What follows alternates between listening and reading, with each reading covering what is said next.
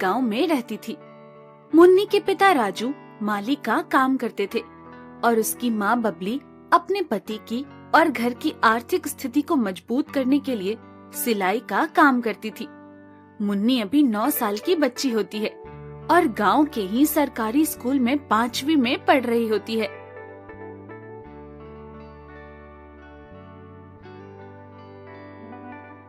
Good morning ma'am. Good morning बच्चों, बैठ जाओ सब। मैं तुम सबको ये बताने आई हूँ कि हमारे स्कूल में एक फैंसी ड्रेस का कंपटीशन होने वाला है और क्लास के सभी बच्चों को उसमें पार्टिसिपेट करना जरूरी है और जो बच्चा कंपटीशन जीतेगा उसको सम्मानित करके पुरस्कार दिया जाएगा और इनाम में पैसे भी मिलेंगे, साथ ही एक सर्टिफिकेट भी दिया जाएगा। अब ये बात सुनकर सारे बच्चे एक्साइटेड होकर चिल्लाने लगते हैं। मैम उन सब बच्चों को चुप कराती है और बताती है कि फैंसी ड्रेस का थीम टमाटर ड्रेस है और क्लास से चली जाती हैं।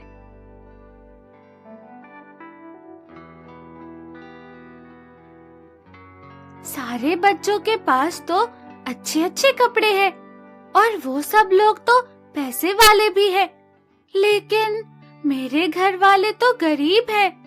मैं कैसे टमाटर का ड्रेस पहनूंगी और पापा कैसे नई ड्रेस ला पाएंगे? उनके पास तो पैसे ही नहीं हैं।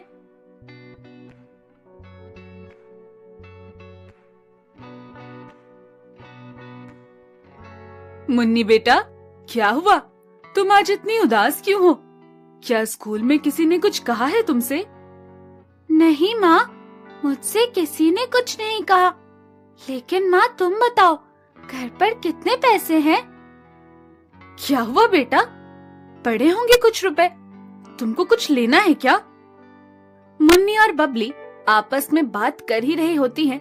तब तक राजू भी घर पर आ जाता है और मुन्नी को उदास देखकर बबली से मुन्नी की उदासी का कारण पूछता है।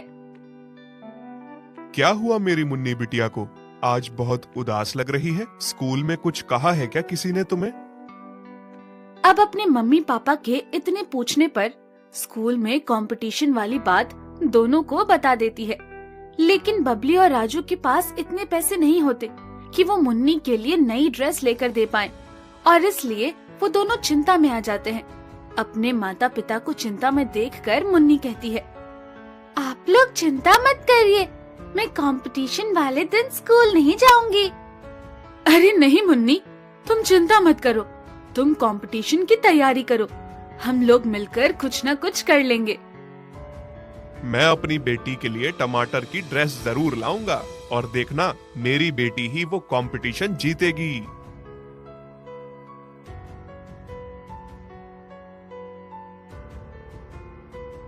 अरे मुन्नी बिटिया, तुमने ये क्या किया? ये तो तुम्हारे जुड़े हुए पैसे थे। चिंता मत करिए पापा, अगर मैं कंपटीशन जीत गई तो इससे बहुत ज्यादा रुपए मिलेंगे। मुन्नी की बात सुनकर उसके मम्मी पापा को हंसी आ जाती है और फिर वो सब मिलकर पैसे गिनते हैं।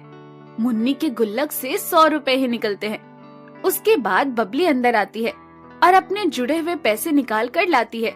सारे रुपए मिलाकर 450 रुपए ही होते हैं। आइए आइए भाई साहब, कौन सी ड्रेस दिखाऊं आप लोगों को? भैया, टमाटर जैसी प्रिंट वाली ड्रेस दिखाओ। अरे वाह, अच्छा अच्छा, ये लो देखो बिटिया, बहुत सुंदर ड्रेस है ये और इसमें टमाटर भी प्रिंट है। मुन्नी बिटिया, ये ड्रेस आपके ऊपर बहुत अच्छी लगेगी। वो ड्रेस देखने में बहुत सुंदर होती है और मुन्नी को एक बार में ही पसंद आ जाती है। अब राजू दुकानदार से ड्रेस का दाम पूछता है तो दुकानदार ड्रेस का 700 रुपए दाम बताता है, जो कि राजू के लिए बहुत ज्यादा होता है। और तब राजू दुकानदार से कहता है, देखिए भैया, बच्ची को ये ड्रेस पसंद आ गई है, आप इसको 450 में दे दीजिए ना, क्योंकि मेरे पास अभी उससे ज्यादा रुपए नहीं है। देखिए भाई साहब, इस ड्रेस की खरीद ही 600 रुपए है, तो मैं आपको ये 450 रुपए में कैसे दे सकता हूँ? इसमें तो मेरी खरीद के पैसे भी नहीं निकलेंगे, तो मुनाफा कैसे कमाऊंगा? आप कहीं और देख लीजिए। मनीष को बताता है कि जिस क्लाइंट ने डील कैंसिल की थी वो आज आपसे मीटिंग करने आ रहे हैं, ये सुनकर मनीष बहुत खुश हो जाता है।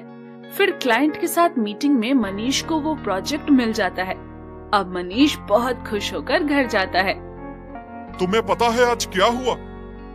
क्या हुआ बताइए। एक तो हमारे नैनीताल जाने की ट्रिप कैंसिल हो गई और आप इतना खुश हो रहे हैं। अरे पागल, मेरा जो प्रोजेक्ट कैंसिल हुआ था वो मुझे दोबारा मिल गया और ये सब हमारी ट्रिप कैंसिल होने की वजह से हुआ है, वरना ये प्रोजेक्ट फिर से मेरे हाथ से निकल जाता। आज मैं बहुत खुश हूँ। इस प्रोजेक्ट के बाद हम सब मिलकर एक ट्रिप पर चलेंगे। पापा, ये वही प्रोजेक्ट है ना जो सांप की वजह से कैंसिल हो गया था? अमर सारी बात मनीष को बताता है। अब मनीष को अपनी गलती का एहसास होता है और वो भगवान से माफी मांगता है। और अब मनीष की भगवान में आस्था हो जाती है और वो रोज सुबह भगवान की पूजा करता है। मनीष अब राजेश से भी माफी मांगता है। अब दोनों पड़ोसी आपस में मिलजुल कर रहने लगते हैं। इस कहानी से हमें ये शिक्षा मिलती है कि जो भी होता है हमारे भले के लिए होता है और कभी कभी कुछ चीजों से हमारा नुकसान हो जाता है, लेकिन हमें इस बात से दुखी नहीं होना चाहिए, बल्कि ये सोचना चाहिए कि भगवान हमारे भले के लिए ही ऐसा करते हैं और हमें हमेशा ईश्वर में विश्वास रखना चाहिए। छोटी सी छोटी इच्छा भी पूरी कर सकते